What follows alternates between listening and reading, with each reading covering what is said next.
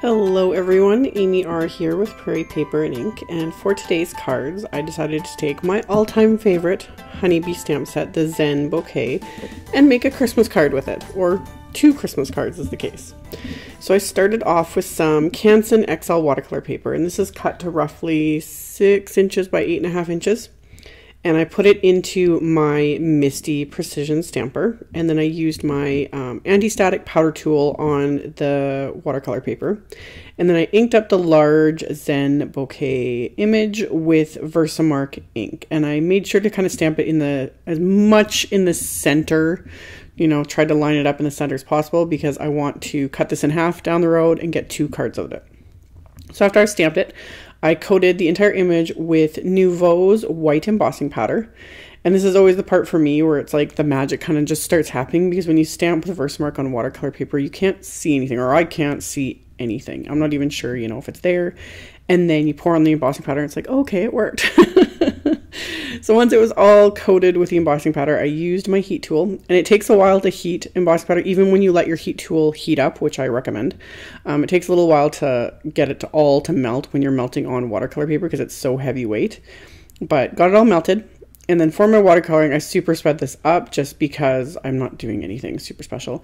I'm just using my Tombow markers here and applying the color with the marker, pulling it out with a water brush. That's it. I'm not layering colors. I'm not doing any fancy blending, nothing. This was really, really simple.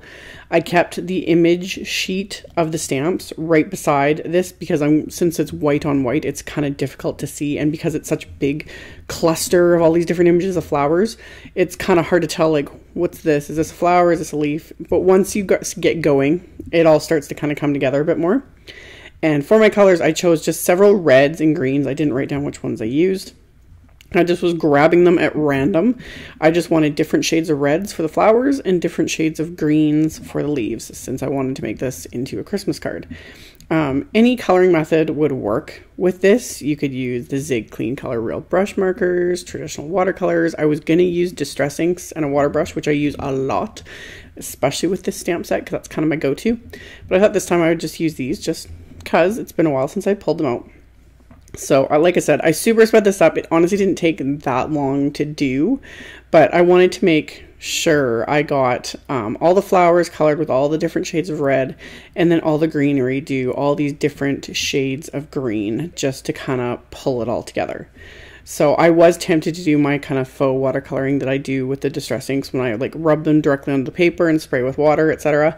I wish I had time to try that with this, but it's very finicky when you're using red and green because most of the time it turns out to a muddy mess. So this was more predictable in its results. So once everything's completely dry, I let it sit for a few minutes and made sure everything was dry. I mixed up, I just added some water to one of the Gansai Tambi Starry colors, this bright gold color. I think it's just called yellow gold. So sprayed it with water, and then you have to work it up quite a bit with your brush to really get the pigment kind of mixed around.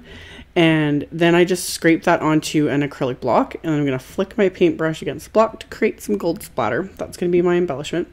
I ended up getting one large blob dropping off there, but I didn't worry about it. Got all my splatter on there first, and then I just kind of soaked up that large blob with a baby wipe, and then kind of just brushed it out a tiny little bit with my brush, and then I was okay with it. I just didn't want it to be that big, obvious, huge blob. The rest of them I was okay with. So again, let everything completely dry, and then I'm going to cut this piece in half with my paper cutter, and then I ran these through my Big Shot machine with the largest of the A2 double stitched frame dies, so they'll have that nice wide stitching all around the perimeter. And then for my sentiment, since these are going to be Christmas cards, I'm using the Merry Christmas honey cut die set, and I die cut the Christmas and the holiday words from some gold glitter paper. And then the word bubbles, or the outlines, I die cut from vellum. And then I'm just using my tweezers to hold these little die cuts and coating them with multimedia matte adhesive.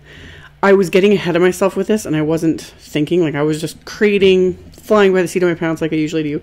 Looking back, it's like I would have run the glitter paper through either my sticker maker or my Xyron machine, or backed it with sticky adhesive before die cutting it.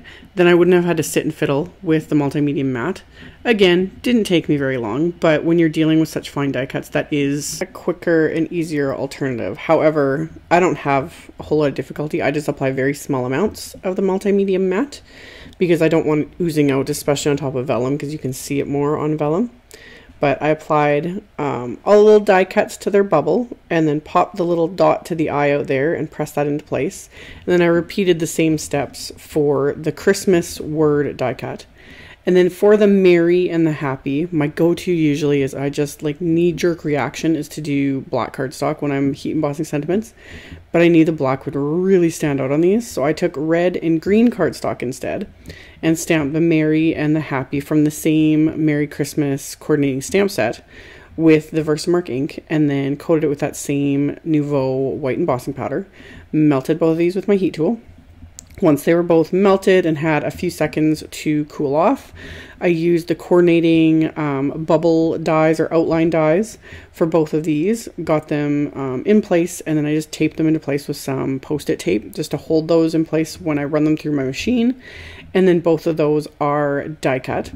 So now that my sentiments are done, I can adhere them to these watercolor panels.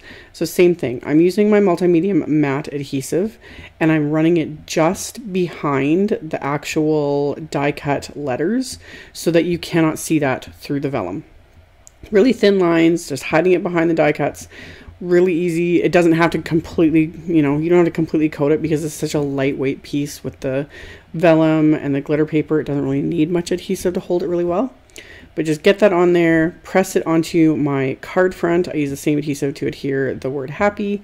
And then I just put a couple of acrylic blocks on top of it just to hold it flat so it can really bond with that watercolor paper. And then I did the exact same thing with the other one. And then to adhere these to my card fronts, I'm actually just using some craft foam.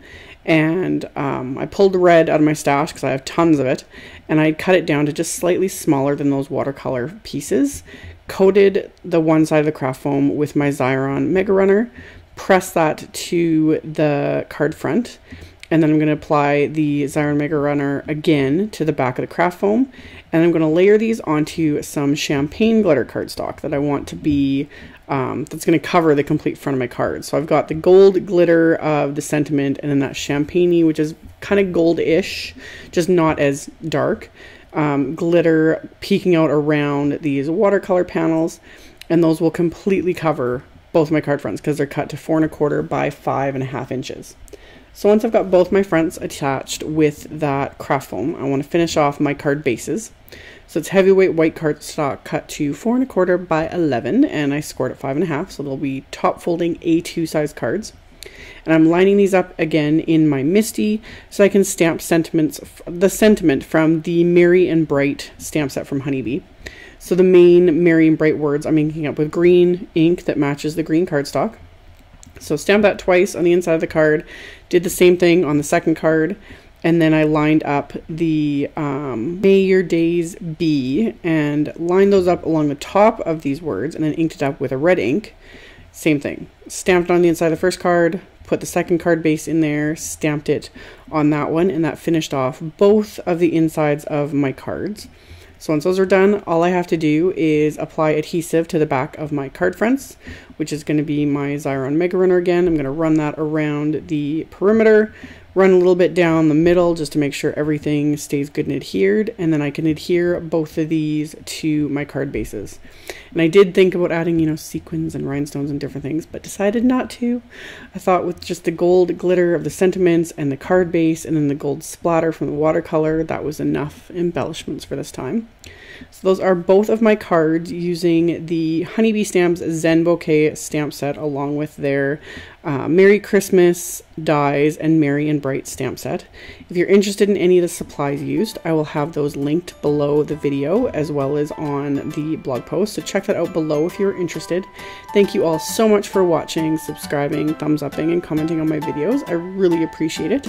And I will see you all very soon in the next one. Bye.